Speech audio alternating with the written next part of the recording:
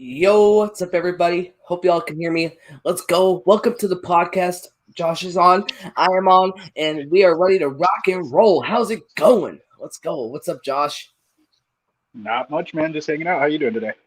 I'm good. All right.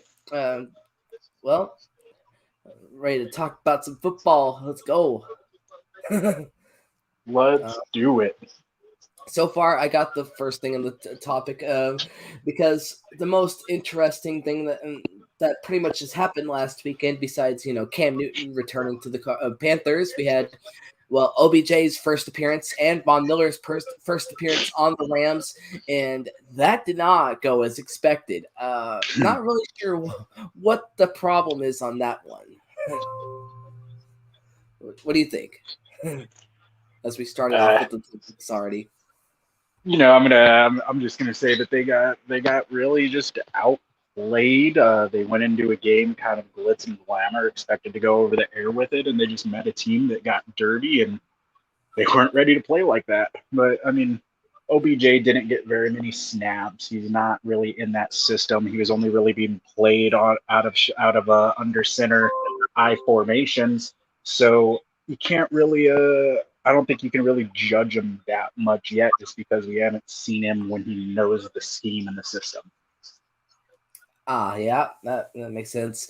I mean, same for Von. Well, Von Miller's had pretty much a week to join that defense, and I think he did all right for the defense. I saw a few plays where he had some nice tackles for loss or maybe a sack. I don't remember clearly, but I like watched until like the third quarter, and when it got to be a blowout, I stopped watching But other than that, I think Von Miller did all right for what I saw. I mean, I don't think he did bad. He didn't really stand out much, but I think that'll come in time. A defensive line really seems a lot like offensive line, where you really get better as you mesh. And once he gets meshed up with the rest of his D line, and especially that interior, and they know where he's going to go and he knows where they're going to go, I think that defensive line is really going to come together. And hopefully it's not this year around playoff times, because it could be bad. Yeah, exactly. Better to suck now than suck in the playoffs. Yeah. Get it out of your system. So with that being said, curse or coincidence? Is it? I don't know. I feel like it's a little bit of a curse to play into the memes. I don't know. OBJ leaves the Giants. The Giants were pretty much bad. He goes to the Browns. I mean, they did good for 1 year, and then I've noticed a trend that when OBJ is not in the roster, the Browns were somewhat doing better, and then this year, obviously, once OBJ left, they still did bad. But this year it seems to be an off year for the Browns, or either a normal year for the Browns. I don't know. Browns standards are a little weird considering they only recently have started to be good again. So I don't know how to judge them based off history. But and then he goes and then he goes to the Rams, and then that is what? Sorry, go ahead. No, it's okay. I lost my. Sorry, go ahead. No, you go. It's okay. I lost my train of thought. I was only kind of stepping in there because I like to try and separate the Browns from the Giants and now the Rams, because I think the Browns situation is a lot different, because, like you said, they're just starting to be good, and they're really just starting to. I think did you get off? Oh, all right. I think Baker was kind of forcing the ball to OBJ a little bit, and then I do think that he was pulling off of getting him the ball a little bit because he was forcing it too much. I don't buy into the whole, well, it's because he doesn't like or because he doesn't like OBJ, or it's because he thinks OBJ is this star and he's not. I think it's just that he was forcing him the ball and he overcompensated by not getting him the ball enough. I think in the Rams system, where you have a veteran quarterback like Stafford and you have a coach like McVay, who is really good at handling personnel issues, that he'll really be able to thrive there, because he's not going to have a team that's forcing him the ball because of his status off the field. Okay. But I think personally, I don't think he's going to go back to like his Giants numbers. I don't think he's going to have huge numbers, but I think he's going to be a good possession receiver and a solid deep threat for the Rams, especially after they did lose their number 3 wide receiver when he came in. Yeah. So he needs to be able to fill that position now, because the Rams run the most 3 wide receiver sets in the NFL. Yeah. Yeah, I think it's well, not funny obviously, because injuries are not really funny, but it's the coincidence in itself is funny that the day after or the same day or whatever that the Rams had signed OBJ, that Robert Woods is out for whatever extended period of time he was for his injury at the exact same time. I don't know if that's just a curse or a coincidence. It's all just weird stuff that's piling on top of one another that just makes it all jumbled up. I don't know. But Yeah, it's definitely really interesting. Either way, the Rams have to be happy that they got him at that time. Yeah. Yeah, I'd like to maybe give it another week and see how it goes. I don't know. But other than that, um, as we move on to a new topic, we got Cam Newton returning to the Panthers, and he played the Cardinals and pretty much curb stomped them 34-10. I was really not expecting that performance, to be honest. But Yeah, I mean, obviously Cam didn't do a ton. Most of the between the red zones was done by PJ Walker throughout most of the no, game, but Cam did go in there and he was the one who put the ball in the end zone. So, I mean, to me, that really shows. I that really shows that they had trust in him to put him in that system, uh, and trust him next to the end zone immediately. And now coming out where he's actually going to be the starter now. uh, Um, I think they have a lot of faith in Cam. I think they're putting him in a position where he's actually going to be able to do something. Do I think he's going to light it up? No, but I think that he'll be able to at least to rewrite the ending to his NFL career and maybe go out on a good note with it. maybe I'm not sure. OC in the chat says Sam Darnold about to lose his job. Maybe the PJ But yeah, Walker. Sam Darnold's 100 losing his job. Maybe the PJ Walker, but I don't know about Cam Newton. I think Cam Newton just there to help the quarterback system out, considering it's pretty much struggling at this point. So, and there's not really many other good options out there. So, I mean, they just bring in Cam for old time's sake, and he gets the job done against a really good Cardinals defense. So, yeah. It's definitely going to be interesting to see how all the changes in the NFL are going to make a big difference in the playoff picture, especially looking at the AFC, where most teams in the conference are within a game of being in the playoffs. Yeah, it's a tough conference in the AFC. Like a lot of tough teams, a lot of good defenses. Really high-powered offenses like the Chiefs and the Titans and their run style / play action, maybe just general. They got. I mean, the Titans in alone could just be a really good offense on their own. Either way, it could be a good passing, could be a good running. It just depends on what day and defense they're up against. So. Yeah, I think if the Titans learn how to consistently win without Derrick Henry, that they are going to be scary when he gets back. Absolutely. And then, I can't think. Well, my brain farted. Crap. Let me look. I was gonna say something about the other AFC teams, but then my brain shut off for whatever reason. I mean, what you've got the Bills who were Yeah, the Bills. you Yeah, got the the Bills. They're starting to bring it together. Yeah, after losing to the Jaguars 6-9, they finally bring it back together and come back on top with the win. The Ravens, the Ravens are a good team too. I mean, if they could get something going outside of the quarterback scramble and the quarterback power and the quarterback whatever, I mean, if they could find somebody who could consistently catch a ball or actually find an actual run game outside of the quarterback, that offense could probably be a little bit more two-dimensional rather than the one-dimensional quarterback takeover thing that they have going right now.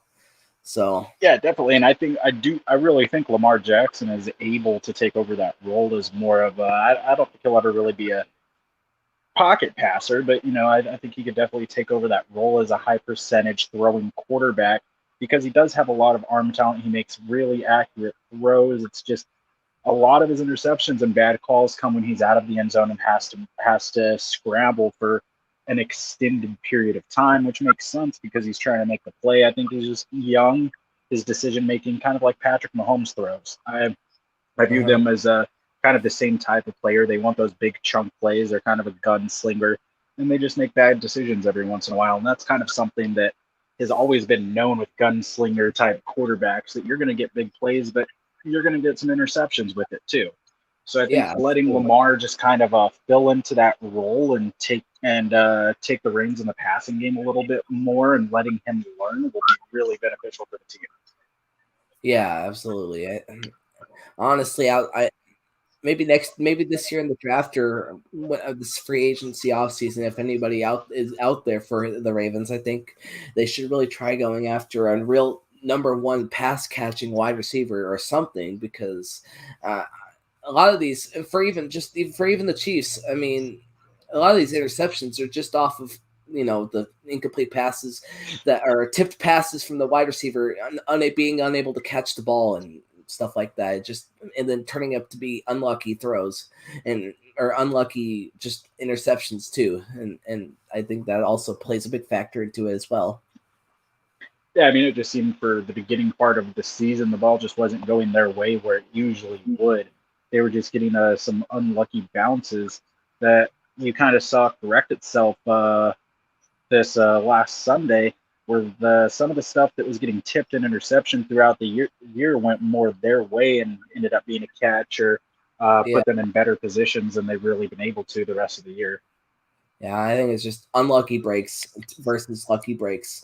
Um, yeah, so well, So, I mean, it happens if you throw a lot of 50-50 balls, a lot of them are going to come back down with the other team.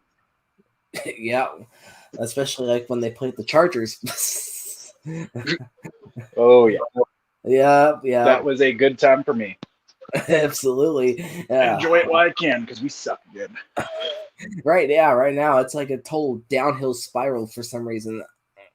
I Honestly, really, man, even though the offense hasn't performed as well as I would like it to, I think the thing about this season with the Chargers that I'm most disappointed in is the defense. And we got Brandon Staley, who coached the number one Rams defense last year. He's hailed as this defensive guru who can make schemes and that quarterbacks can't decipher, bring pressure from anywhere.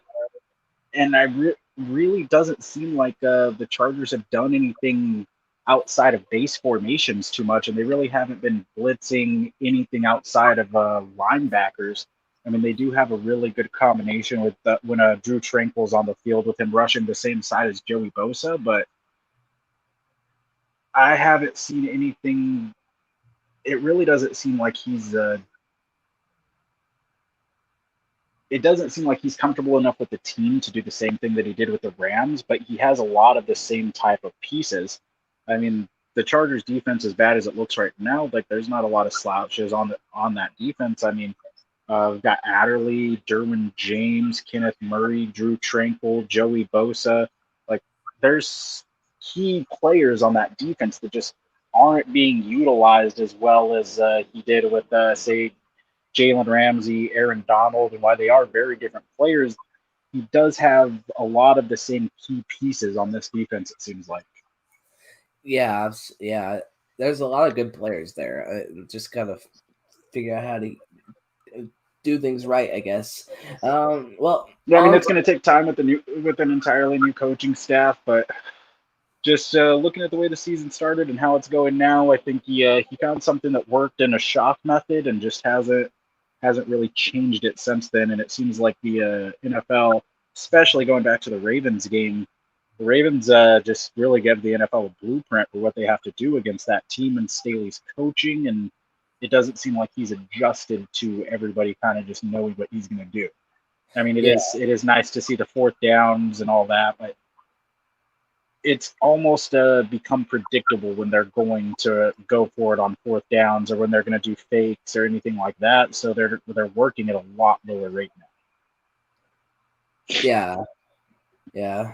Well, all right. Well, next game we have up or from last week, the biggest, well, in my opinion, the biggest upset of the week. Well, we got the Washington Redskins football team beating Tom Brady and that high-powered Bucks team 29-19. Unbelievable game last week. Taylor Heineke played pretty much lights out for as well as he can against Tom Brady, and Tom Brady was having some off night. So I don't know what it is, but apparently for Taylor Heineke to be an all-star quarterback, all he needs to do is play Brady every single game, because every time he plays him, he goes off.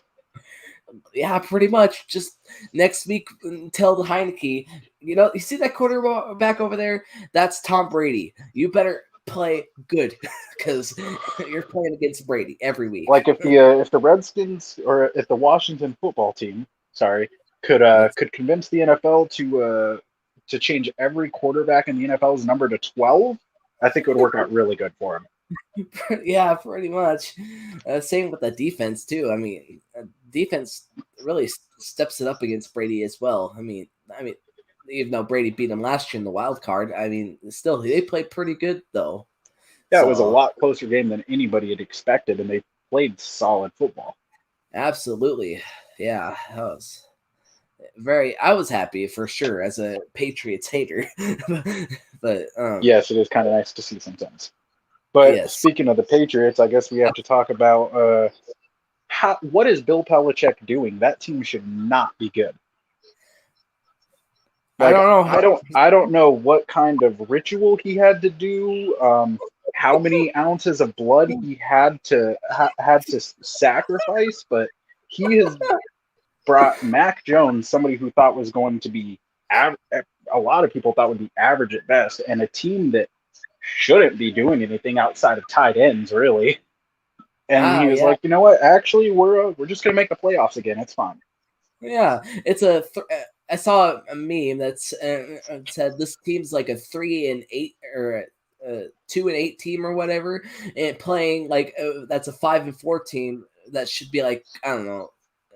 It's, I can't remember the specific of the meme, but it was like this is an actual the talent level of the team is like 3-8 or whatever, but they're playing like 5-4, and it was like confusing to them like how it was possible. It's like there must be something in the water over in New England because I can't believe it. These last 4 weeks for the Patriots have been a godsend for the Patriots. So Yeah, you kind of see it every year. Bill Belichick, his teams always get better throughout the year. But just to see him do it yeah, with this team without Tom Brady, nobody saw this coming, and it's great. It's crazy to see. I really hope they start to suck again. It would be nice, but I yeah, don't see that happening. And yeah. especially with Mac Jones panning out to be quite a bit better than most people thought, and in my opinion, and in the opinion of a lot of others, is the best rookie quarterback currently. Yeah, probably going to be rookie of the year. Which even takes you back to the NFL draft to have to think about how smart is Bill Belichick that he took Mac Jones when people were trading up, all using tons of picks, next year's picks, 2 years picks to get Yeah, their guy, and he's like, oh, I'm going to sit here and take Mac Jones and just let the NFL know why I'm the best coach there is. pretty much. Yeah, he's at this point the best coach left in the NFL. It's pretty much left unsaid at this point. So yeah, um, Oh, probably the. here's one that I forgot to mention with the Rams game though. Uh-huh. Kyle Shanahan has Vay's number. This is the fifth straight loss in a row that the Rams have suffered to the 49ers. I don't know Yeah, what it is, but yeah, I the chess. It just seems like that chess match in coaching, and this is when you kind of see how important a good coach can really be for your team. especially when you play that team twice a year. I mean, you really could get the better of them eventually, or you just know what they're gonna do. I mean, so Especially when you're playing against a guy like Belichick, who you know who's probably watched more film on your team in the last week than you've watched on your own team. yeah.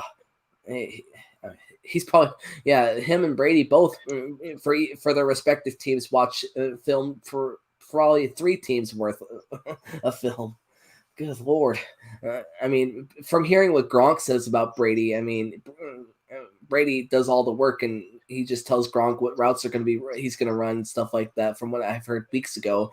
But I think it's very funny. And the same for Belichick. I mean, they're both pretty much at this point. I wouldn't be surprised if Brady were to retire, he'd take some time off and come back as a coach. That I would not be surprised to see happen. Yeah, I mean Brady's definitely a smart player. He knows what he's doing. He has a ton of experience, and he got to learn from Bill Belichick.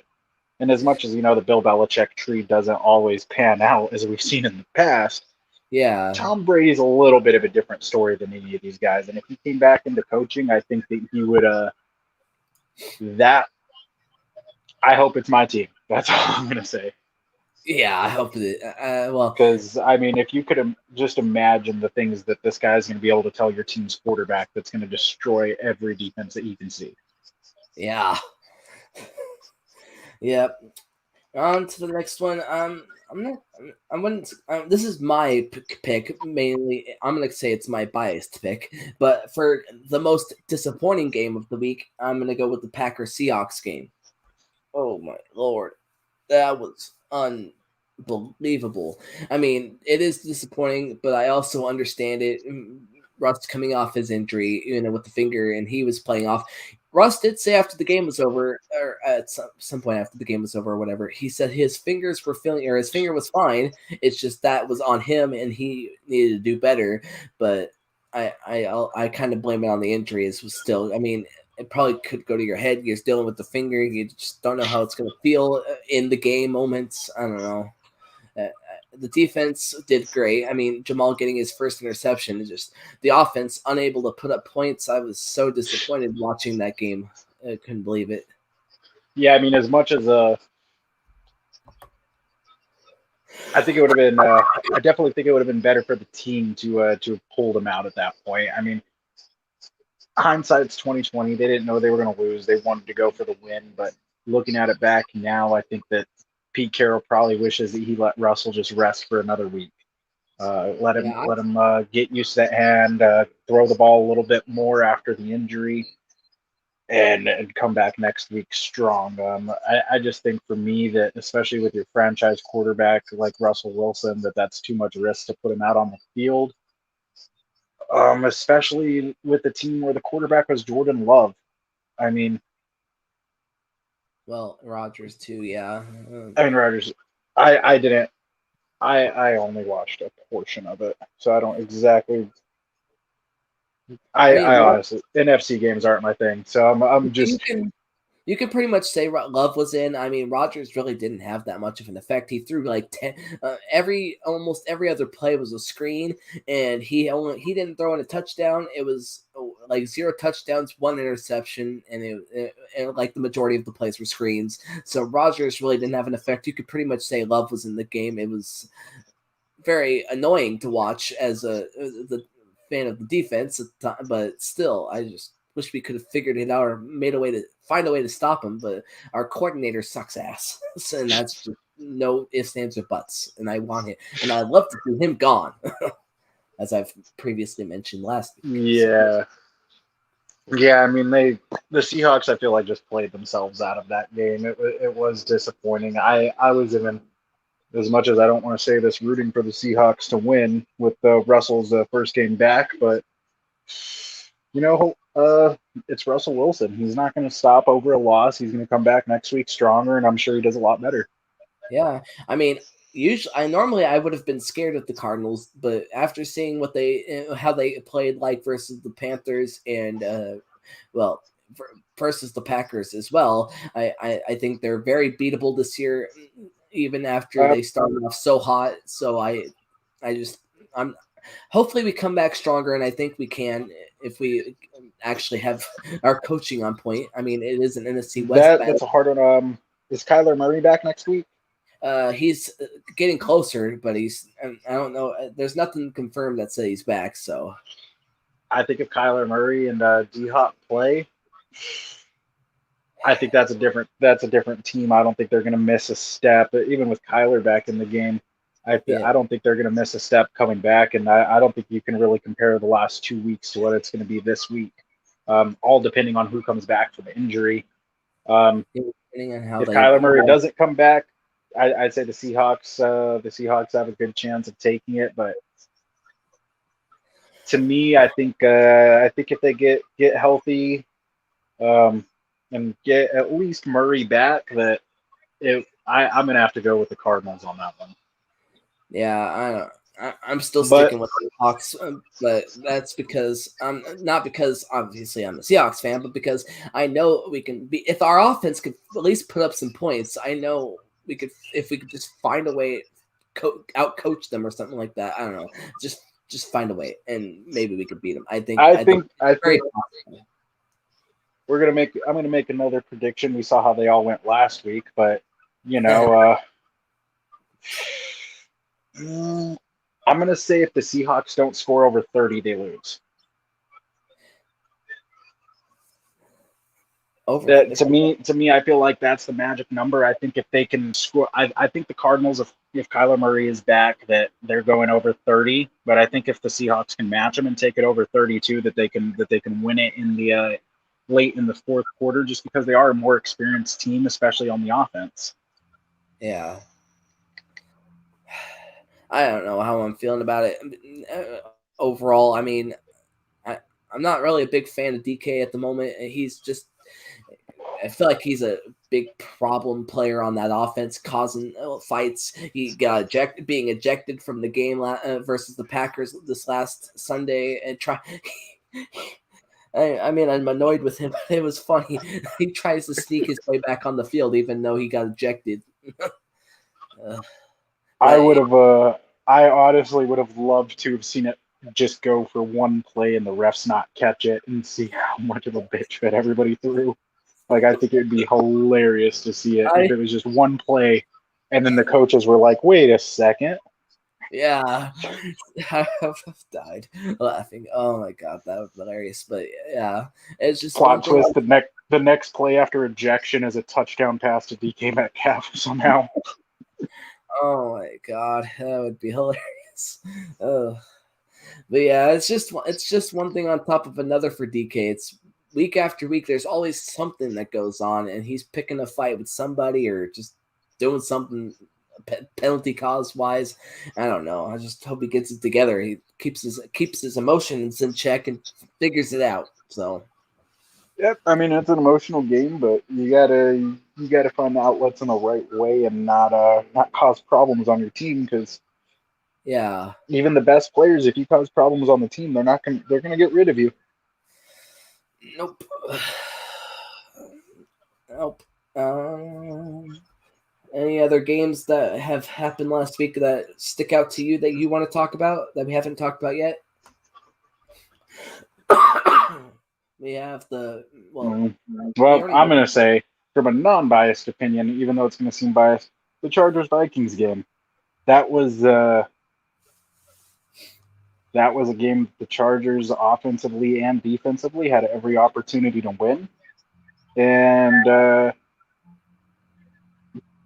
they've kind of gone back to that little bit of not nearly as much as last year, but a little bit of that fourth quarter, having breakdowns in the fourth quarter. Um, yeah, I mean, if they keep playing like this, I don't think that they're a wild card team at the end of the year, especially with how the rest of the AFC West is playing and how close it is. And if the Chiefs get it together and really start to go on a run, I think that the Chargers will see next week how they do. But if they don't get it together within the next 1 to 2 weeks, I think that they lose their chance at I think they lose their chance at the playoffs this year and probably drop into the top 15 of the draft. maybe. I mean, in a stacked division like the AFC West compared to the NFC, like both West divisions are really tough. And when you're in an AFC West division, you're going to have to play top tier. Otherwise, you're going to get swallowed up and probably put in the basement. But if you're not I careful, mean, even if realistically, I think the AFC West, I don't think you can really say there's a bad team or a good team in the AFC West, just because they've all really played the same. You've seen all four teams in the AFC West have a streak where they looked nearly unbeatable, and then turn around and have some bad games. Minus the Chiefs, they've kind of been 50-50 on their games this year, depending on which way the ball goes. But they're still, I think they're all kind of in that same tier. But even if you look at the Broncos, who are, I would say, probably the worst team in the AFC West currently by how they're just based off of their current playing, not records or anything. But you look at them and their team that come out any week and win by 30 points if they want to. So you can't be letting your defense especially lack that bad, especially with how teams this year do seem to be running the ball more. Or maybe it's just against the Chargers because they can't stop it. Yeah. But I think that's an interesting game because I think that puts the Chargers on notice, and I think that is really going to decide how the AFC West goes this year. Yeah, absolutely. But There's in the comments too, the Steelers-Lions game. Wow. Yep. Yeah, what a game that was! Oh my god, I wasn't really I wasn't really watching it, but I also really wasn't expecting a tie. I kind of just half expected, the Steelers, kick a last-second field goal and heartbreak Lions fashion, stuff like that, like the Ravens game versus the Lions. But I mean, I couldn't believe it ended in a tie. What a game that was! Good lord. Especially, I didn't watch too much of overtime until later when I was going back through highlights. And I didn't realize how many kicks were missed in overtime. Oh my god! Good lord, right? No one for a person to be paid to kick a football, they sure don't deserve the money they're getting, even if it is just that little bit. I get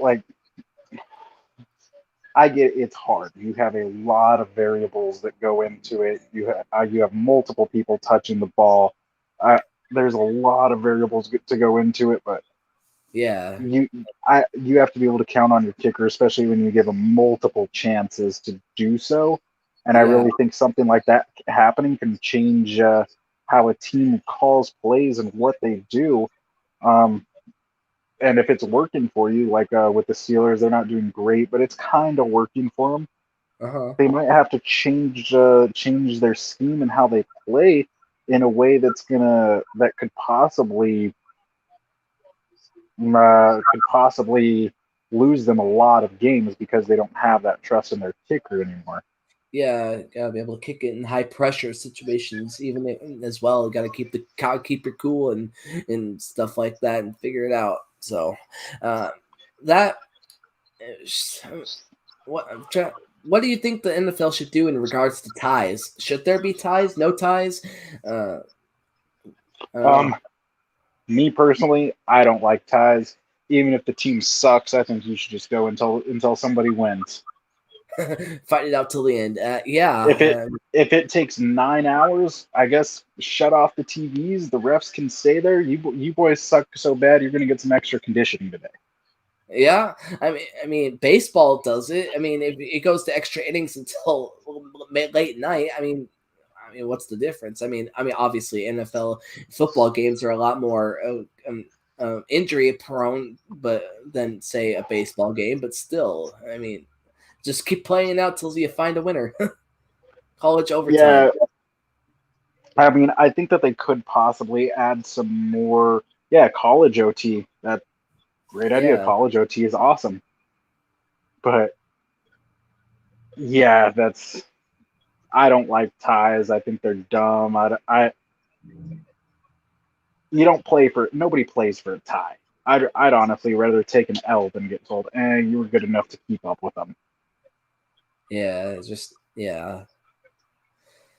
I don't. I mean, I don't mind them that much, but at least, hey, as OC says, at least the Lions won't go 0-17, but they'll still go 0-16 if they keep it up. But 0-16-1, but no 0-17. But yeah, I don't mind the ties.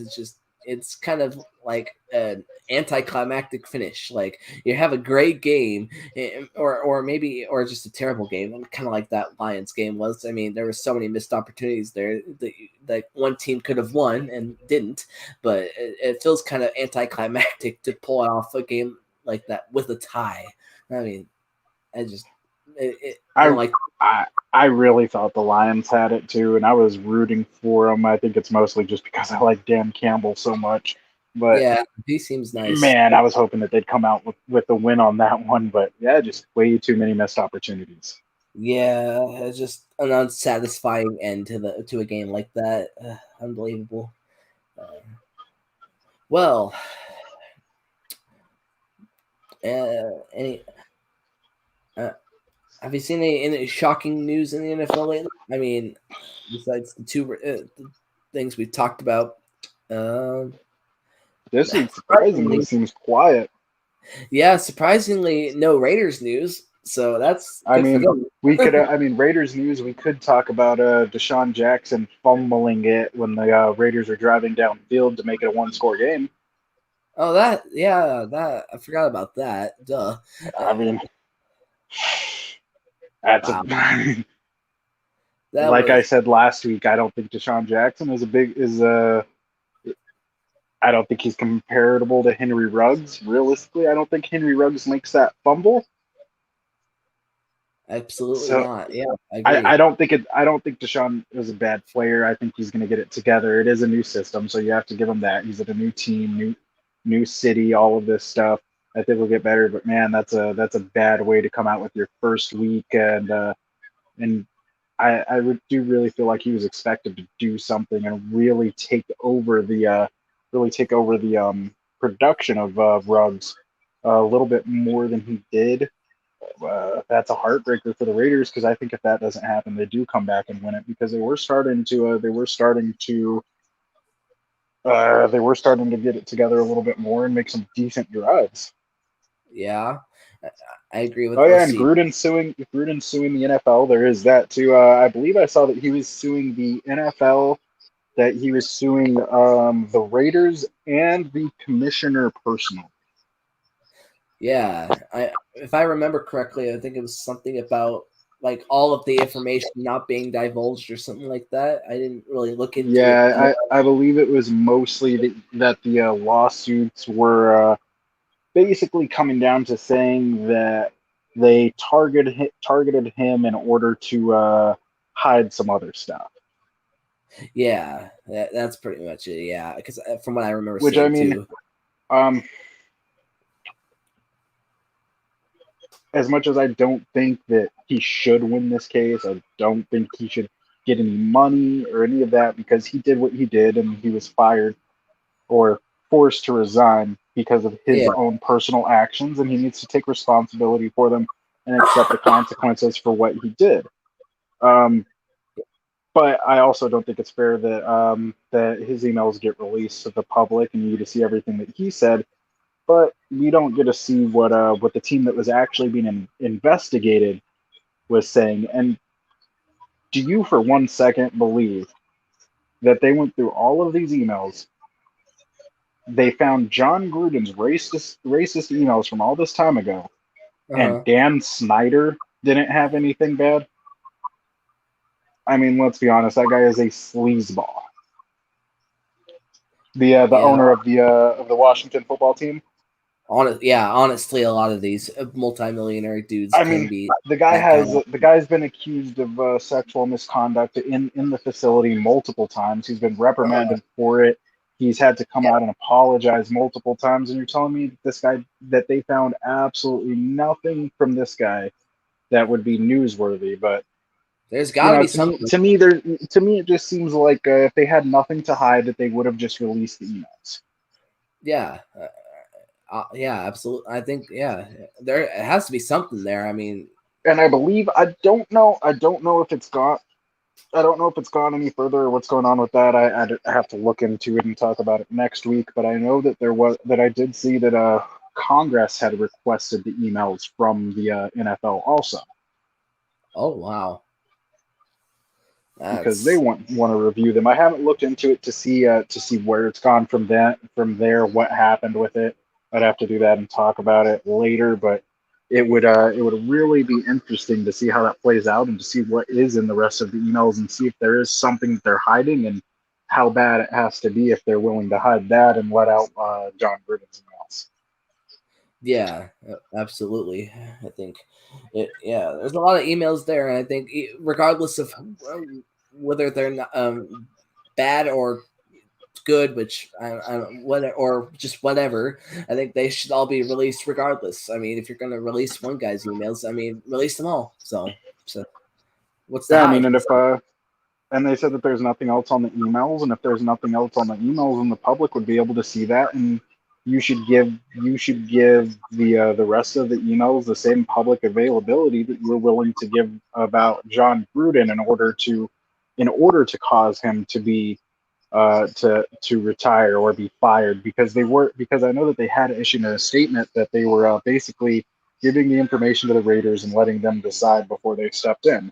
So the Yeah, NFL saw that, basically forced this guy into retirement. So this is your option, and they were perfectly okay going through all that. But then they don't want to release the emails that they say have nothing in them. That just seems a little suspicious and weird to me. absolutely. Yeah. Well, yeah. As we move on, we got well, unless there's nothing else to talk about from last week that we've missed or haven't missed or whatever. I think we can move on to the week 11 week, as we have some interesting matchups next week. We have the Super Bowl 51 rematch versus between the Patriots and Falcons. We have NFC North showdown, Packers Vikings, a really interesting matchup between the Colts and Bills. Then there's a former 2017 0-16 team versus the 2008 0-16 team, the Lions versus Browns, in a hopefully an interesting matchup, as the Browns are on a somewhat down trend, but the Lions, after tying the Steelers, on a decently upward trend, maybe sort of just on a level playing field now. Uh, uh, Cam Newton heading over to Washington, or vice versa, actually. Ron Rivera heading over to play his former quarterback, Cam Newton. Niners, Jaguars, that's not really that interesting. We have the Saints and Eagles, Cowboys, Chiefs. That's an interesting one, as the Chiefs are on a trend up, very well up. And the Cowboys are just, one of the best in the NFC this year, which I do not, for whatever reason, know why. And then, and then always an interesting NFC West matchup, the Cardinals Seahawks. And then there's the Steelers Chargers, and then the Giants Bucks. And after the Redskins game last week, you never know what's going to happen. So I mean, any and all games are winnable at this point. So it's any given Sunday or Monday or Thursday. So Yeah, this is definitely a season where no team is going to be safe. It doesn't seem like for the remainder of the year. Um, yeah, yeah, like you said, any given Sunday, any team really can win at this point, and they can win decisively. yep. So starting off with the Week 11 game with tomorrow, we got the Patriots Falcons. Who do you got in this one? I'm gonna say, for me, I'm gonna say the Patriots might take this one, just because of how well Mac Jones has been playing lately. Maybe if since that offense is gelling, Ramondre Stevenson has really been an underrated running back in the league lately. I've seen a lot of good plays out of him. That defense is really coming together. I like what I see from the Patriots on both sides of the ball. Falcons, may keep it close, but who knows? I just got the Patriots pulling it out in the end here. Yeah, I'm going to take the Patriots on that. I think they're outclassed in coaching. Mac Jones has been doing really well, especially with the loss of Calvin Ridley. The Falcons are haven't been able to find their rhythm in the passing game. So, especially playing Bill Belichick, who is very good at scheming against quarterbacks, I don't think that they get much together. Yeah, absolutely. Quick question, as we see in the chat: Prime Russell Wilson or Prime Joe Flacco? Prime Russell Wilson for Mm, me, but Russell Wilson, I mean, Joe Flacco, as much as he did have a prime, he only really had an extreme, like a very high level of play and efficiency the year that they went to the Super Bowl. So I would take Russell Wilson in his prime with his level of consistency and his ability to extend the play over Joe yeah, Flacco, who I easily. really feel like just benefited from the system that he was in and had a good year. Yeah, absolutely. All right, moving back onto the schedule, we got Ravens Bears. I'm probably gonna go. I mean, as I say, any given Sunday. I mean, I think this could be a. I mean, other than the Seahawks Cardinals, I think the other game would be the Bears Ravens as my upset game of the week. We got. I think if the defense isn't really that bad, if they could just find a way to stop Lamar and keep good coverage on the receivers and maybe pray for some drops, I think maybe the Bears could pull it out in a close game. But I'm probably gonna go with the Ravens though, to be honest. So I'm I'm going to take this as my upset game, as my big upset game for the week, and take the Bears. Uh, the Bears have been getting, I wouldn't say consistently better, but they have been getting better.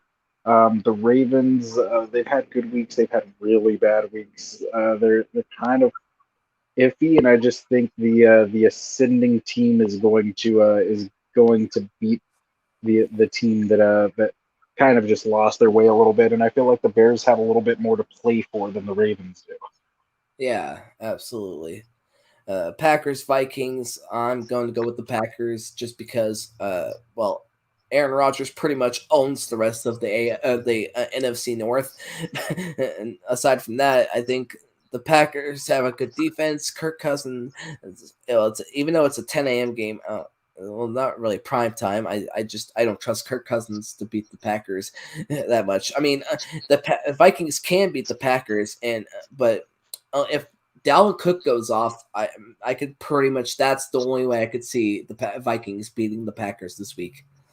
I'm going to take the Vikings on this one, not because I think the Vikings are a better team, but because the Packers right now are missing Aaron Jones, David Bakhtiari, Whitney Mercilus, Robert Tonyan, and Jair Alexander. That's a lot of big contributors to that team that aren't going to be there. And the Vikings, they do have, like you said, a solid run game. And if Cook gets into a rhythm, Yeah, I don't think. I mean, never say never for Aaron Rodgers. He can throw his way out of just about anything. But yeah, I'm gonna say that this week, solely because of injuries and with Rodgers coming back, kind of a weird week for the team. yeah. Everything going on outside of the NFL, especially with Aaron Rodgers. Um, I'm not going to comment on it, but with everything going on with his Off vaccine stuff. status and Yeah. everything, I just think there's a lot of distractions. There's a lot of injuries, and this will be an off week for him. Yeah, this game is pretty much for it could go either way for me. I don't like betting against Rodgers for obvious reasons, but yeah, uh, I'm probably gonna go Packers. You could go Vikings. I don't care. I'll go Packers, and then that be that. Next game, Colts Bills. I'm probably gonna go with the Bills here. I believe. I mean, depends on how well the coaching plans out to be this weekend. I believe the Colts or the Bills have a better, more high-powered offense than say the Colts have a defense, and maybe this could potentially be probably the highest scoring game of the week if Jamar or Jonathan Taylor, if he can get going and keep that offense rolling, then and with the help of Carson Wentz, if Carson Wentz doesn't F up, could potentially go toe to toe with the Bills and maybe make it a good game. But I don't know. But I got the Bills in this one and probably a high scoring affair. Yeah, I'm going to agree with you on that one. I really think you hit all of the points on there. I'm gonna take the Bills. Yeah, I don't trust anybody really on the Colts to take cover of Emmanuel Sanders, Stephon Diggs, Cole Beasley, Dawson Knox, or and just really and Josh Allen at that too. There's just so many guys on that offense that can make plays. It's Yeah, and unbelievable. The Bills definitely have the ability to put Carson Wentz and the Colts offense in a position where Wentz will have to start playing hero ball a little bit more. And Yeah. to this point, it hasn't gone well for him this year. Honestly, if I could compare the Bills to any team in the NFL, I would compare the Bills to the Buccaneers, as I believe that the Bills are the only other team in the NFL with a really as stacked offense as the Buccaneers. Obviously, Josh Allen isn't Tom Brady, but he's got the mobility factor, which also makes him a really more of a weapon than say Tom Brady is with his arm. So Yeah, Josh Allen is definitely a very good quarterback, and he seems to only really been getting better. There's been a couple weeks where he's been off, but I don't think I just don't see him getting outplayed this week by Wentz, especially with how good that Bills defense can be. Um, yeah. All right. Yep. Next game we have is the Lions Browns. I'm probably going to go Browns if they get their stuff together. I'm sure that Chubb can go. I'm sure that Chubb can go off, and probably it'll be Browns all day. I mean, I don't know. I don't unless the Lions pull off a game like they did last week and actually win, then maybe. But I don't see it happening. So I got Browns. As much as my heart wants me to say the Lions, I got the Browns. I don't trust Jared Goff, and the Lions haven't shown that they have the ability to close out a game. Yeah, absolutely. Washington and the Panthers. So this game, hard to say. I'm gonna think over this one. I'll let you go first. This is a this one's just going to come down to guessing. Like I really have no clue what either of these teams are. Yeah, Cam Newton could come out and play lights out. It could have been that he was just getting used in the right position and got lucky last week. I mean, we only have seen him play 1 week, and I have yeah. no clue what the Panthers are gonna be. It's a toss up for me at this point. I'm Uh, gonna go Washington just because. Well, the only other unless there's somebody on the Washington defense that knows Cam Newton and knows how he plays, which I don't remember. I don't know I don't know all the 22 players on that defense anymore. But besides any possible player on the Washington team that knows Cam Newton, I got Ron Rivera, out coaching for the instant that Cam Newton is starting, which obviously I saw that he was getting most of the starting reps. Therefore, he's probably going to start at some point. And with Cam Newton on the field, Ron Rivera having coached him for many years, I think he knows how to game plan against him. Probably knows how he plays, and maybe they'll figure it out a way to stop him. I know we didn't talk about it earlier, but I know that. Chase Young is out for the year with the whatever I think it's ACL injury is, but I don't think that's going to be enough to lose or whatever. So I think I'm still going to go Washington this week. yeah, I'm just gonna take I'll take Washington just on a toss up with it. Yeah, Yeah, I just really don't know what these teams will look like. I have no idea whatsoever because there's been major changes on both. yeah. Texans, Titans. What's to say? Texans Uh, aren't really Texans. They are the Texans. They just kind of So I'm gonna go Titans. yeah, any Sunday, anytime, unless you're the Titans, I'm gonna take or unless you're the Texans, I'm gonna take the Titans on that one too. Yeah, the only other team in the AFC that has more wins than the Chiefs at this point. I mean, although I believe the NFC is a more stacked conference than the AFC is in terms of a really good record teams. So Yeah, I definitely think they have the higher record teams. yeah, Niners, Jaguars, Niners. I'm gonna go Yeah, Niners. Unfortunately, especially after last week, I'll have to take the Niners. Until a point where they stop just running the ball down a team's throat like they did last week. Uh, yeah, I don't think as long as they keep that same mentality going in, I think that the 49ers win this game, and I think that they could maybe even win 4 or 5 to close out the year. yeah, it's a pretty easy schedule for the Jaguar or for the Niners moving forward. To be honest, so I think the Niners would probably have the best shot at making it into that seventh wild card spot or that seventh seed spot. I mean, and what maybe just making the playoffs, but unless Josh Allen has a day on defense, I don't see the Jaguars winning. Or maybe if Trevor Lawrence has a miracle game, I don't know if he plays like a first round pick. But other than that, Niners. Um, yeah, I mean, I'm the only thing I'm really interested with Jacksonville is to really just see how the team reacts to actually getting a win throughout the year, especially against a team like the Bills, but I just don't think that they're going to have enough to be able to overcome anything in that game. Yeah, I they're just think the most interesting part will just be to see how close they keep it.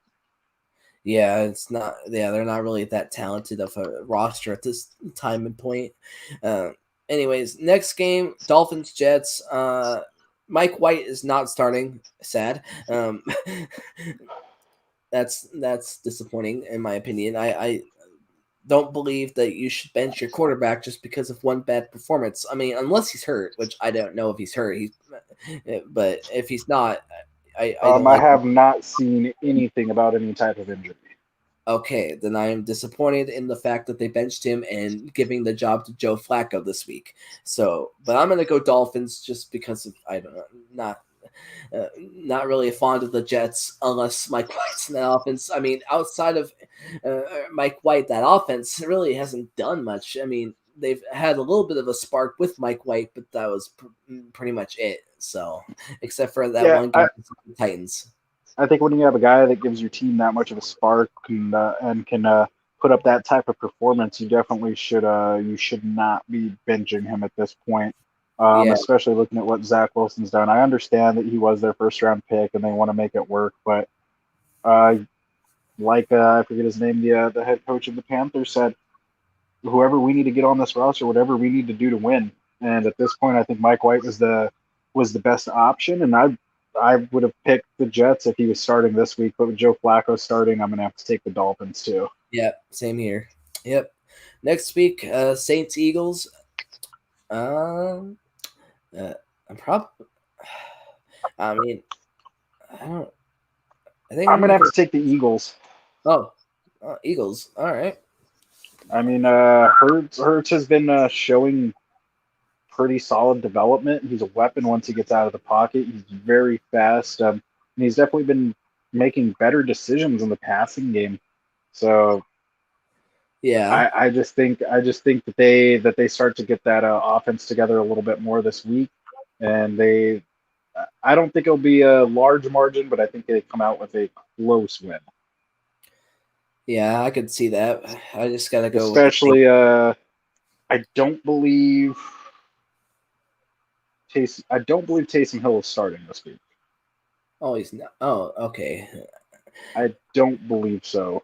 Um, so I just don't trust that And- offense. I mean, Jameis Winston, as much as he's not a great quarterback, I trusted that offense a little bit more with him just because he does have that big arm and he can stretch it down the field a little bit more, and he is very athletic. But Yeah. I just don't trust that offense without him, because I really think they've built that scheme around him a lot this year for him to succeed. Yeah.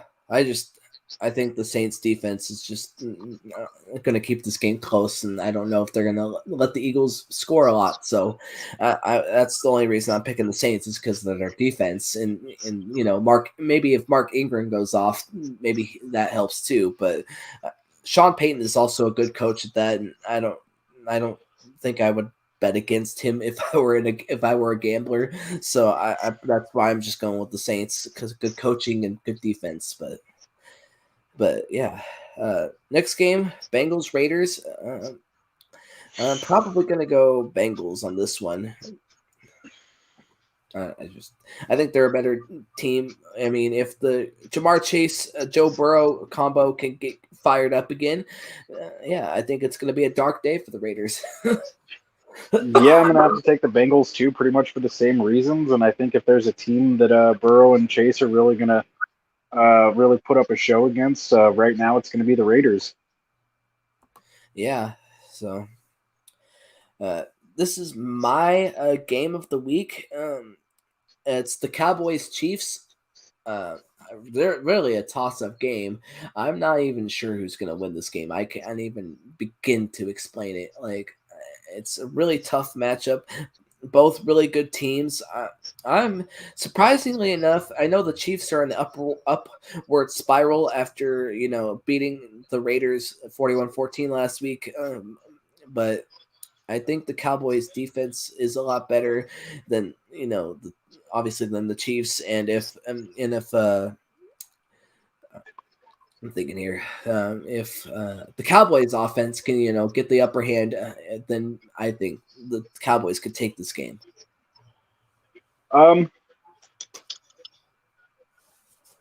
As much as it hurts me to say, I'm gonna take the Chiefs on this one. I just think I'm gonna say that this one is really gonna come down to coaching here. Yeah, maybe I just last think week. McCarthy gets out coached throughout the entire. Like in my opinion, I would just say that he's probably gonna get out coached, and we see how the Cowboys do when they're out coached. Not Yeah, not a like it hasn't happened much this year, but it's not great. And I just don't think McCarthy is going to be able to do enough for that team and have them prepared enough for that offense to uh to stop the Chiefs. yeah. I think it's going to come down to the wire in the final. I'd say last 5 minutes of the game. I think maybe even the 2 minutes of the game. I think it's going to come down to those last final seconds to even determine a winner. Maybe even game management at this point. I don't know. Yeah, and I mean, and even with how the Chiefs have done this year and some of the negatives, it is still very hard to bet against Patrick Mahomes. Yeah, absolutely. Next game we got the one I'm really not looking forward to watching, but we got the Cardinals Seahawks. Russell Wilson as a quarterback, he doesn't tend to lose back-to-back games often, and so I'm not for that reason alone, but because I think if he turns it around and if we could get some scoring going on offense and keep up with the Cardinals, like you said earlier, scoring over 30 points. If we can finally get some momentum going on offense, I think we can, pull it out in the end with the last second field goal, assuming Josh Myers or whatever his name is, I can't remember at this point. Myers, if he gets his leg right, I think we could maybe win off a last second field goal kind of deal. I think that's how close of a game this is going to be if we win. Oh, we got Jason in the comments. Tiger Yep. Clan. I can see the Hawks beating the Cards. Uh, yeah, for me, that's just like I said earlier. This one's going to be really a conditional pick for me. If Kyler Murray plays, I'm going to take the Cardinals. But if he isn't playing for this game, I'm going to say that the Seahawks edge him out for it. Absolutely. Yeah, it could go either way for that one. Next game up, we got Steelers Chargers. A lot of it missing pieces here for both teams via the COVID and list. Minka Fitzpatrick was one I believe I saw. There was a few others I saw for the Chargers. I don't know specific names. I just glanced over it, took a picture, shared it. I don't know. I don't know all the names, but there's a few guys missing for both teams, so I'm not sure who to pull for this one. I probably still going to go with the Steelers. Unfortunately, I'm sorry, but I'm gonna go Steelers. I don't trust anybody again. The Steelers defense. I know they suck versus the Lions, but I, I think I gonna go with the Steelers on this one. It just Um, seems like a good bet for me. as much as I want to be wrong about this one. I really hope next Wednesday we come on and you talk crap to me for getting this completely wrong. But I'm gonna have to go with the Steelers, especially losing the players that the Chargers did lose were Jerry Tillery and Joey Bosa. Um, Um, yep, that that hurts. defensive line does not operate against the run well with Joey Bosa on that defensive line, who is easily one of the best defensive top five defensive linemen in the NFL, in my opinion. So without him and Jerry Tillery, who has been doing pretty good this year and is uh, at least relatively reliable to stop the run, I think Najee Harris is just going to run all over this Chargers defensive line, and I'm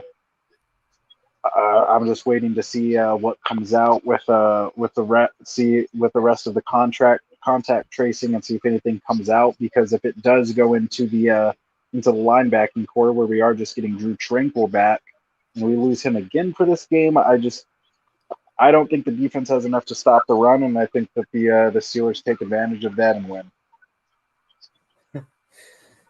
Yeah, I will have to agree. Monday's night game is next, and we got the Giants Buccaneers. Um, I don't see Brady losing back to back games very much. So, and the Giants aren't typically known for winning at this point in the season, or known for winning pretty much as of late in the last couple of seasons as a whole. But I'm probably not going to bet against Brady at all, just because he's Brady, and that offense is that team is too good. And yeah, I just, like I said, I don't see them losing twice in a row. So, Yeah, and I don't see them losing twice in a row, and I especially don't see them losing twice in a row to extremely inferior teams. yeah, Um, Washington and the Giants, although they're not the worst teams in the NFL by a long shot, they're not good teams in the NFL, and I just don't see Brady and that team coming out and losing to teams that they should beat two times in a row. yeah, absolutely. It's just I couldn't even believe they lost to the Redskins last week. It was unbelievable. But yeah.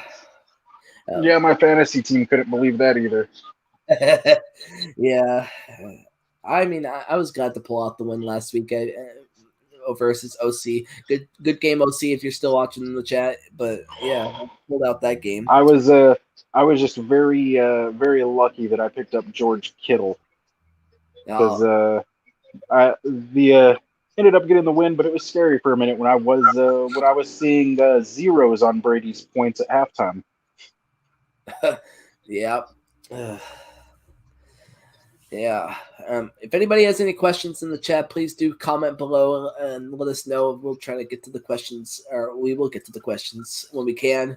Uh, Uh, Giants aren't consistent enough. No, I mean they've shown flashes. They've shown I don't think they've really shown games where they've shown flashes of being a good team, but I think that they've on drives and on certain plays they've shown that they have the ability to be a very well put together team. Um, Maybe in a couple of years, give them a few more drafts, let the coaching staff get a little bit more settled in there. But yeah. yeah, I think maybe late in a couple of years they could be a decent team. But right now, yeah, they have no consistency. They don't really make the big plays when they're needed. But Yeah. I guess we could also I don't know how I forgot about this. Baker Mayfield and his injury. Oh, yeah. Yeah. Um, I forgot about that. I believe it ended up. I forget what the muscle was that was torn, and then it was a cracked humerus bone towards the top of his shoulder. Um, I believe they're saying 3 to 4 weeks out currently, depending on how well he heals. But uh, You know, going this back is to going to that, be. Sorry. it's okay. I was gonna say, going back to that Lions Browns game for this week. If Baker's not playing, I mean, this game could be closer than we expect it to be. So who knows? I definitely think it'll be close, but even without Baker Mayfield, the Browns still have their system. They're still going to run it down your throat, and they're still going to set up the play action. Um, Absolutely. So Baker Mayfield, as much as he gets a lot of flack, I do think he is a top 10 quarterback in the NFL, and a he is a solid quarterback because if you look at the plays that he has to make, where he's not dropping back, taking a drop back and throwing very much, the entire scheme of that offense is that they're running and setting up the play action where he has to come off of a play and make split second quick decisions um, a lot, and he's very good at it.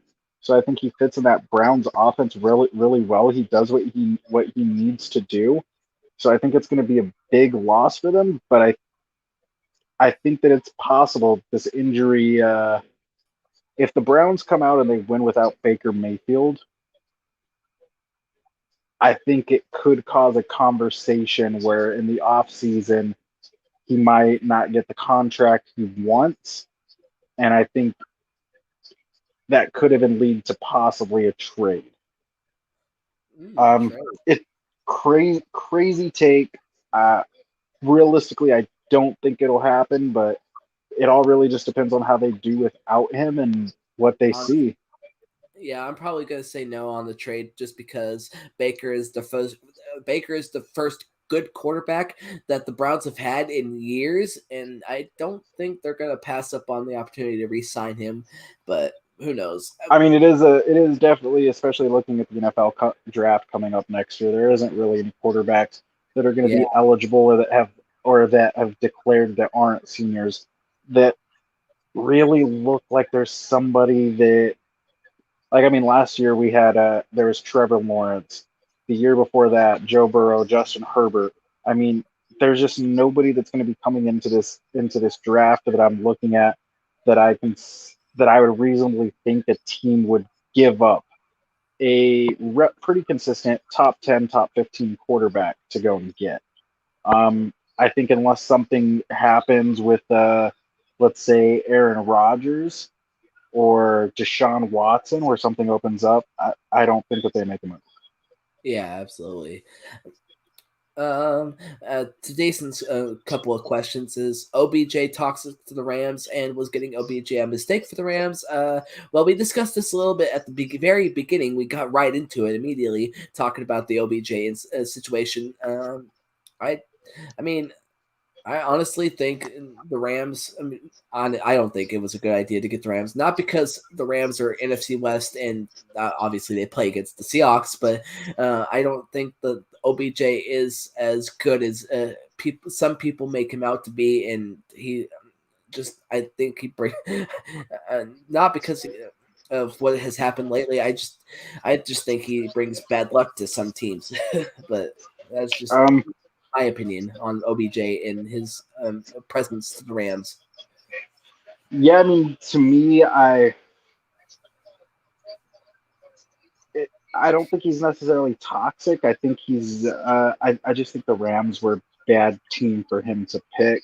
I mean, it could end up going completely the other way, but I don't think OBJ is going to be happy being the next guy up. Because, I mean, especially when you have Cooper Kupp on that team who has been consistent, who's been great, who has played at a very high level, I don't think that I don't think that he's gonna. Yeah, I just don't think that he's gonna be happy playing behind Cup because I don't really see him being able to take over that position with that team. Um,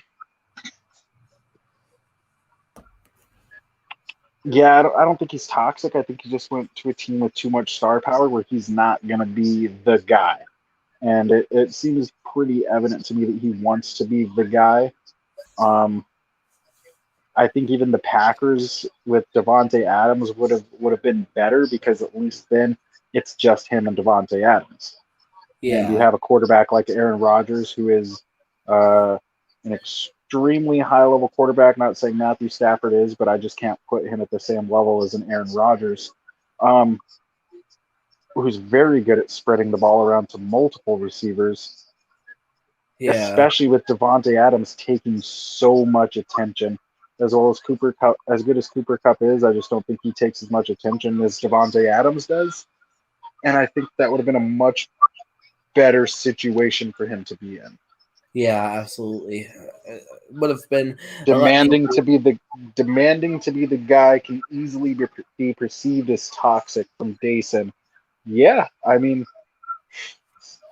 it really can be, and it's all really just going to depend on how he reacts to this and where he ends up in the structure of the roster, I think. And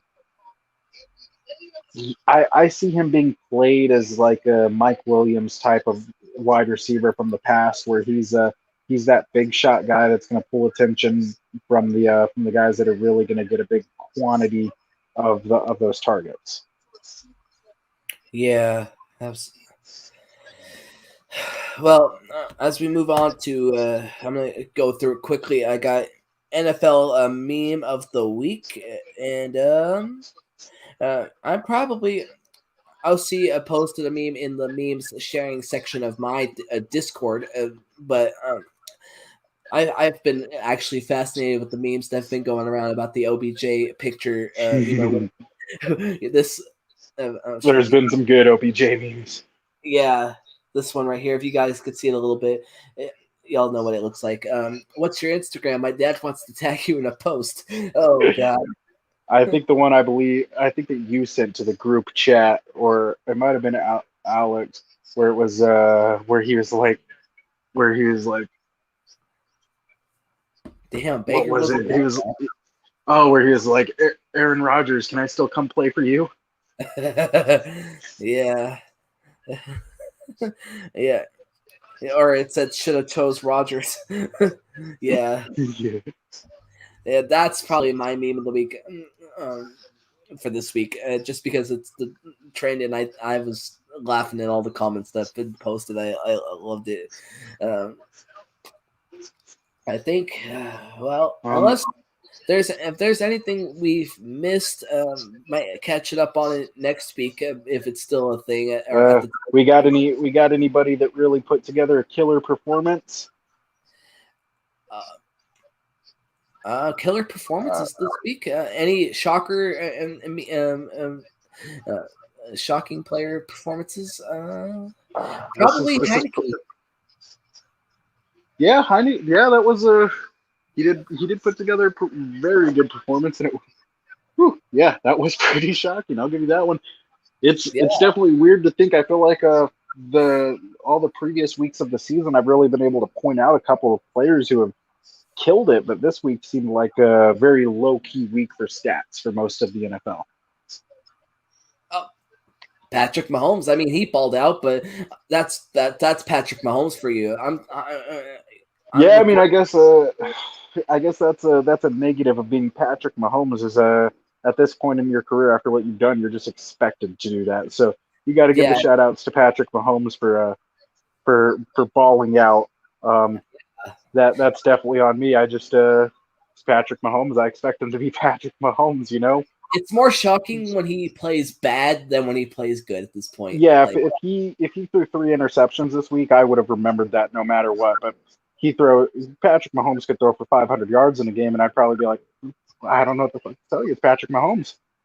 right? Exactly. Like, I don't know. I guess you should have played defense. Right? I mean, more of the performances I'm looking for, and like players who balled out are the ones that you don't expect them to ball out, and they do.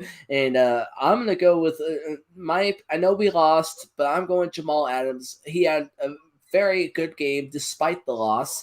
He was he had 11 tackles, I believe. A couple of them, a few of them were for loss, and he had an interception, his first of the year. And I am very pleased with the way he performed last Sunday versus the Packers, despite the loss. I blame that loss more on our offense being unable to put up points than it was on the defense, even though it couldn't really stop any of the screen passes that the Packers were running that day. But I do put the blame more on the offense and defense. So, but that's my baller performance of the week on defense too. So. I think my I guess we're just gonna call it baller of the week here. I guess my baller of the week, I'm gonna have to go with Mac Jones on this one. I mean, the dude's I mean, he's not putting up killer numbers, but he's he's been able to lead that team to some things that you wouldn't expect him to do, and he's really been stepping up and pulling that, especially that offense together. And he's been a leader within that locker room that he wasn't expected to be. So I'm Absolutely. gonna have to give it to him on this one. I guess I'll say, yeah, I would agree on that end. I guess I'll announce it now since we're already talking about it. Since we're here, each week we'll do a baller of the week for defense and offense, and we'll have a shocker performance of the week. And shocker performance of the week will be players that you don't expect to stand out, and they have a great day. Like the Browns running back that had a great day a few Thursdays ago when he balled out, had his first 100-yard game as a rookie or whatever it was, and then Taylor Heineke this week is the shocker performance of the week, and then you have the ballers of the week, Mac Jones and Jamal Adams for me. I don't know if you have an opinion on baller of the week for defense, Josh. Mm, If there's anyone that stuck out or.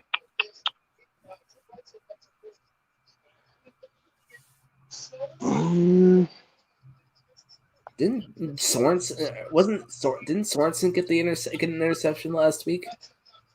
Yes, I believe so. Yeah. Who was the I'm blanking on his name right now. Who was the player that intercepted Matthew Stafford's first throw?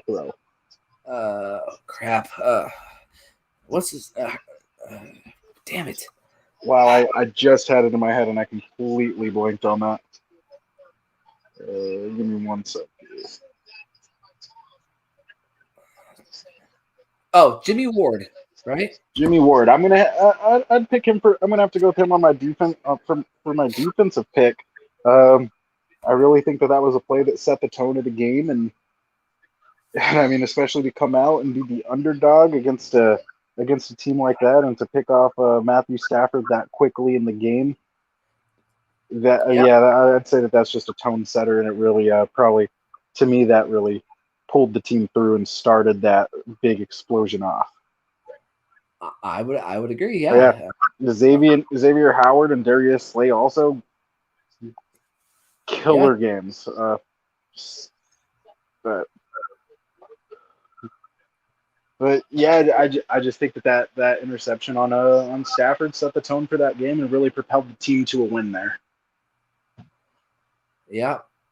I would have to agree with all those points. So, Rodgers or Wilson? Oh, Rodgers over Wilson.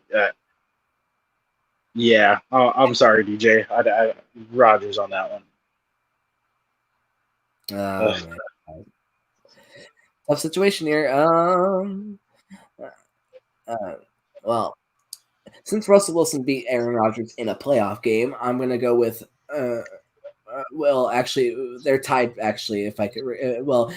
See, Russ beat him in an NFC Championship game, but Rodgers beat Russ in the.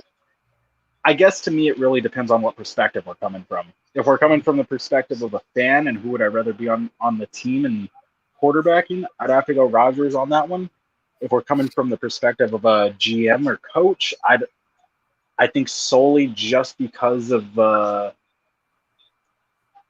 how I guess eloquent Russell Wilson is and his ability to speak and how non-controversial he really is. Coming from his perspective as a GM, I'd probably have to take Russell at this point in their careers. I'm not going to go against Russell, but I'm taking Russell just because. I obviously Rodgers has the better stats, but I think Russ has the better in the pocket skills and the ability and a lot of better mobility. Rodgers can run, but that's more like a straight takeoff kind of run when there's no other option. Russ can really just make some magic in the pocket when he's really under pressure and under fire. So I'm going Russ. Yeah, I mean, what a lot of people say is Aaron Rodgers is and always has been deceptively fast, and I feel like what that really ends up meaning is that dude's kind of fast. He's not really fast, but I expected him to be slower. That's how exactly. He's not great out of the pocket, but I think just based off of he's a great quarterback. But yeah, if you're asking from a GM perspective, Russell Wilson solely because he is very talented and he is a very non-controversial player. Yeah, absolutely. So unless there's no other questions here, I think we're just about to finish things up for the week. Rodgers can run. Yeah, he can. It's just he's obviously going to stick to his guns and pass the ball because that's what he's good at. I mean, Rodgers can run. Like, I do agree. He is deceptively fast. He's by no means extremely fast. I'm not going to say I could outrun him. He's a professional football player, you know. But I'm not going to outrun him. But you know, he has mobility. He can get out of the pocket and he can make some plays. But it's not comparable to Russell Wilson's speed and ability to move outside the pocket. Yeah, I think in terms of dual mobility, a dual threat quarterback, I think Russ is better in that aspect.